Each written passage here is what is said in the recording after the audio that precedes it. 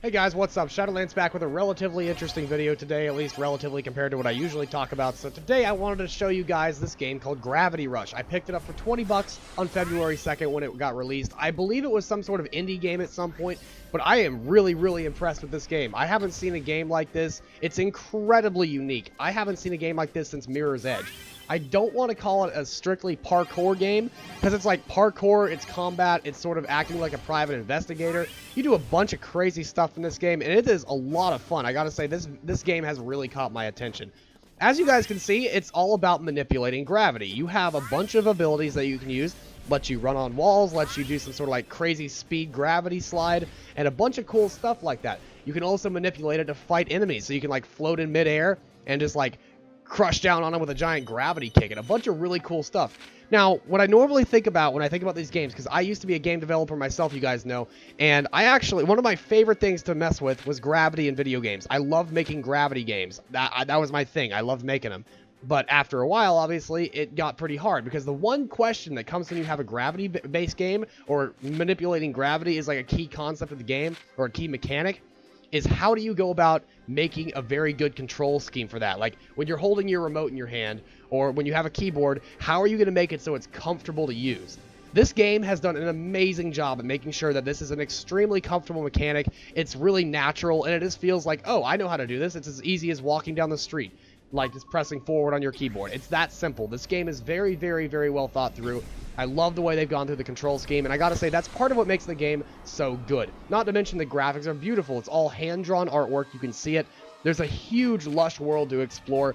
It looks like you're kind of in the slums area at the start of the game, but you get to go to a bunch of different areas of this massive city. You have to think about like one massive castle in the middle, and then coming off of it are a bunch of little cities. And you start the game where you see I am now is in this like giant mini city, and there's a bunch of them. You can go to almost any of them. The game also has RPG elements to it, so not only is it gigantic like Skyrim, basically, I mean, this game is enormous. I mean, it just staggers my mind how big this game is when you have this much hand-drawn artwork. That's really amazing, and you can see why this game got such good reviews online. But it has RPG elements to it as well. So there's statistics you can level up, like that let you slide longer, let you use your gravity powers for longer, do more damage when you kick something. There's a bunch of really cool stuff behind this game, and I think you guys should give it a shot, especially given the fact that it's only 20 bucks. Not to mention, it also says this is a remastered version. Now, I didn't know there was ever an original version, but chances are, if there's an original version, it's also cheaper. It might even be on PC. I don't know. You guys will have to look it up. But this game is really phenomenal. I've got some footage here of me, like, ending some sort of, like, investigation case that I was doing as a private investigator, helping out a policeman. So that's where the video is starting. And at the end of it, I end up in full-on combat mode with a bunch of these shadow-looking things. Now, the way you kill them, these are the main antagonists of the game. We're fighting these guys for the most part. The storyline is that there's these, like, gravity storms coming up all over the place, and these monsters keep appearing. And we need to figure out why that's happening and make it stop happening.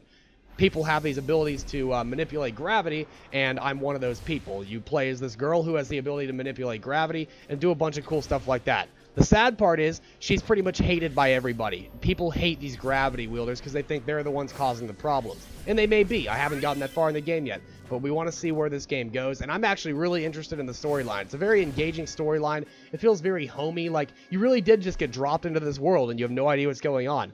Part of it's because your character has no idea what's going on, and she doesn't really have any friends or family to help her out. So unlike a lot of games where they get taken care of by somebody else, you really are figuring out things for yourself. You're running around the city, building your home up, and kind of getting used to living in the slums. It's actually a really interesting place, and I quite enjoy this game in that aspect of it. At the same time, it's kind of like a parkour game. If you guys ever played Mirror's Edge, you're going to see that we end up having to use a lot of those skills, like running along walls, changing gravity to get to a lot of weird places, just to keep alive. It's really fun. I really enjoy this game.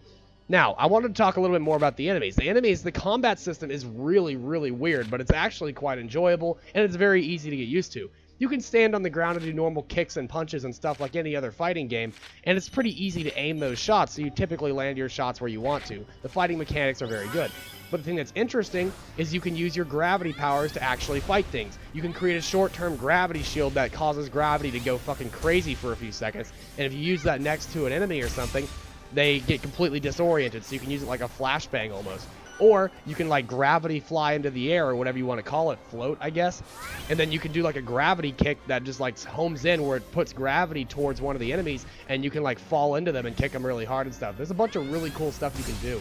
Eventually later you even unlock abilities like gravity, ground pounding and stuff, sort of like Mario does. But you can do a lot of cool stuff like that.